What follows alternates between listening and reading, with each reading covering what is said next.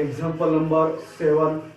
Truth table of statement pattern bracket negation of P, one way implication, negation of Q, bracket close, and logical connective bracket negation of Q, one way implication, negation of P, bracket close. So solution, truth table of this statement pattern. Now here two statement are used. यहाँ पे दो statement use किए हैं. एक statement होगा P, let this column number 1. Second statement Q. ये दो statement यहाँ पे है, column number 2. Then negation of P. So column number 3, negation of P. Then column number 4, negation of Q. Now negation of P भी हो गया, negation of Q भी हो गया.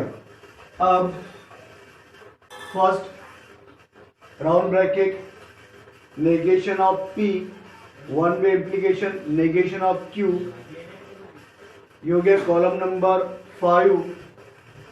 देन ये second bracket negation of Q, one way implication, negation of P, this column number 6. और अब ये दोनों ब्रैकेट हो गया, नेगेशन भी हो गया. अब ये दो ब्रैकेट का एंड रिलेशनशिप, तो ये होगा negation P, one way implication, negation Q, and negation of Q, one way implication, negation of P. तो इस तरह से ये ट्रूथ टेबल बनेगा. अब ये कॉलम नंबर हो गया 7.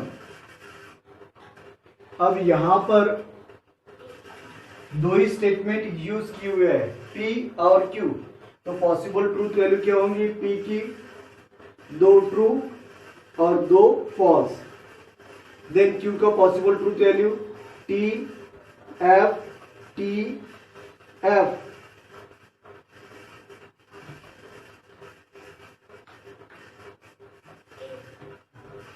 Now negation of P in column number 3. तो नेगेशन का ट्रूथ टेबल क्या होता है? यदि दिया गया स्टेटमेंट ट्रू है तो उसका नेगेशन फॉल्स होता है. तो यहाँ पे P ट्रू है तो नेगेशन ऑफ P क्या होगा? फॉल्स. यहाँ पे P ट्रू है तो उसका नेगेशन फॉल्स. यहाँ पे P फॉल्स है उसका नेगेशन ट्रू. यहाँ पे P फॉल्स है उसका नेगेशन ट्रू. ये हो गया नेगेशन ऑफ P. अब नेगेशन ऑफ Q हम निकालेंगे Q के ट्रूथ वैल्यू से, यहां से. तो Q क्या है? ट्रू है तो उसका नेगेशन होगा फॉल्स. यहाँ पे Q फॉल्स है, नेगेशन होगा ट्रू. Q ट्रू है तो नेगेशन ऑफ Q होगा फॉल्स. यहाँ पे Q फॉल्स है तो नेगेशन ऑफ Q होगा ट्रू. Next column number 5. अब ये कॉलम नंबर 5 बन रहा है नेगेशन ऑफ P, ये कॉलम नंबर 3 में आ गया. नेगेशन ऑफ Q ये कॉलम नंबर 4 में है. और ये दोनों का कॉलम नंबर 3 और कॉलम नंबर 4 का one way implication relation. So negation of P implies negation of Q निकालने के लिए हम कॉलम नंबर 3 और कॉलम नंबर 4 की ट्रूथ वैल्यू को यूज करेंगे. सो यहाँ पे कॉलम नंबर 3 और कॉलम नंबर 4 का one way implication. One way implication का ट्रूथ टेबल क्या होता है? यदि पहला ट्रू और दूसरा फॉल्स है तो फॉल्स, अदरवाइज ट्रू. पहला ट्रू दूसरा फॉल्स तो फॉल्स, अदरवाइज ट्रू. तो देखो यहाँ पे नेगेशन ऑफ P फॉल्स है और नेगेशन ऑफ Q ट्रू है. तो पहला फॉल्स है नेगेशन ऑफ P, दूसरा नेगेशन ऑफ Q ट्रू है. तो false true one way implication में होता है ट्रू. यहाँ पे नेगेशन ऑफ P फॉल्स है, नेगेशन ऑफ Q ट्रू है. तो वन वे इम्प्लीकेशन क्या होगा? Negation of P implies negation of Q true. अब यहाँ पे नेगेशन ऑफ P ट्रू है और नेगेशन ऑफ Q फॉल्स है. तो यहाँ पे पहला ट्रू दूसरा फॉल्स. वन वे इम्प्लीकेशन में पहला स्टेटमेंट ट्रू है और दूसरा स्टेटमेंट फॉल्स है तो क्या होता है? फॉल्स. तो ये हो गया फॉल्स. अब नेगेशन ऑफ P ट्रू है, नेगेशन ऑफ Q भी ट्रू है तो दोनों का वन वे इम्प्लीकेशन क्या होगा? ट्रू. Then column number 6. अब कॉलम नंबर 6 के लिए हम कौन सा यूज करेंगे? कॉलम नंबर 6 के लिए नेगेशन ऑफ P. तो negation of of P and negation of Q, तो नेगेशन ऑफ Q कहां पर है? कॉलम नंबर 4 में। Then one way implication, negation of P कहां पर है?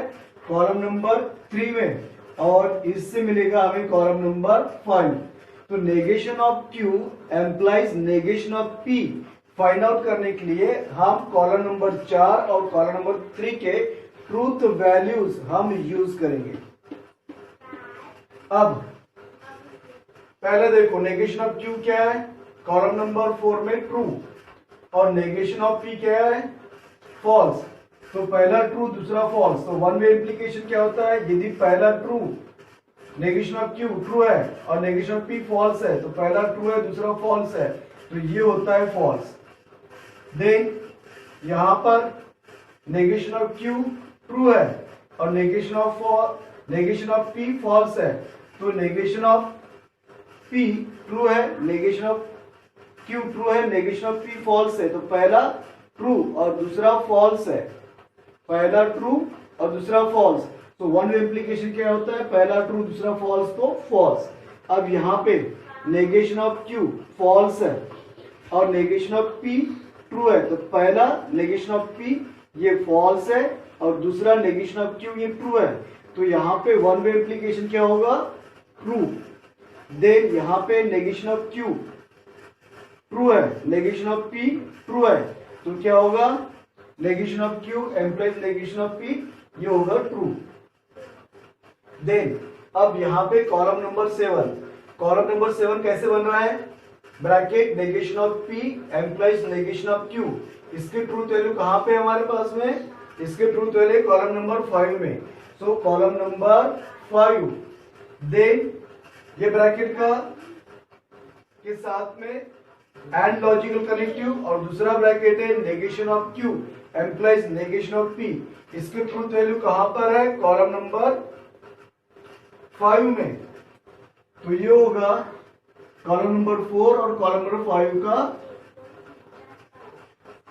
And relation. ठीक है, अब देखो यहां पे एंड का ट्रूथ टेबल क्या होता है? If both the statement are true otherwise false, दोनों स्टेटमेंट ट्रू है तो ट्रू रहेगा, अदरवाइज फॉल्स रहेगा। अब देखो यहाँ पे negation of P implies negation of Q, इसकी ट्रूथ वैल्यू हम देखेंगे कॉलम नंबर 5 में, कॉलम नंबर 5 में देखेंगे इसके truth value. So column number 5 क्या है? यहाँ पे ट्रू है, और and relation negation of Q implies negation of P, इसके ट्रूथ वैल्यू कहां पे है? कॉलम नंबर 6 में, और ये बनेगा कॉलम नंबर 7। तो देखो यहाँ पे negation of P implies negation of Q, column number 5 true है, and negation of Q implies negation of P, column number 6 false है। तो यहाँ पे ये दो कॉलम्स में यूज करना है इसका ट्रूथ वैल्यू फाइंड आउट करने के लिए। तो यहाँ पे देखिए पहला ट्रू है दूसरा फॉल्स है, तो ट्रू एंड फॉल्स में एंड के लॉजिकल कनेक्टिव के ट्रूथ टेबल में यदि पहला ट्रू है दूसरा फॉल्स है तो फॉल्स।